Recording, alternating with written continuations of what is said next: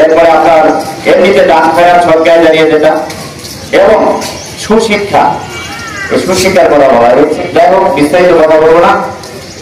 জানাজায় দাঁড়িয়ে আমাদের প্রতিজ্ঞা করা উচিত, আমরা যে হায়াতটুকু সামনে পাবো আল্লাহ পাক যেন দিনের পথে এই হায়াতকে আমরা কাজে লাগাইতে পারবো, এই সিদ্ধান্ত আমাদেরকে নিতে হবে। এবং যেহেতু পরকালে হিসাব দিতে হবে, আমলের হিসাব, আল্লাযী খালাকাল মাউতা ওয়াল হায়াতা লিয়াবলুয়াকুম আইয়ুকুম আহসানু আমালা। আমলের পরীক্ষা যদি আমরা উত্তীর্ণ হতে পারি, পাস করতে পারি, তাহলে আমরা জান্নাত পাবো। আমলের পরীক্ষায় যদি আমরা ফেল করি তাহলে আমাদেরকে জাহান্নামে যেতে হবে। আমরা কেউ জাহান্নামে যেতে চাই না, চাই কি? কেউ জাহান্নামে যেতে চাই না, সবাই জান্নাত পেতে চাই।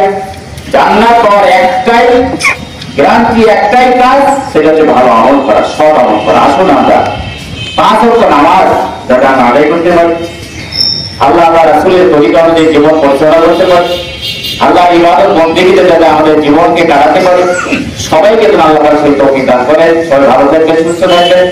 আসসালামু আলাইকুম।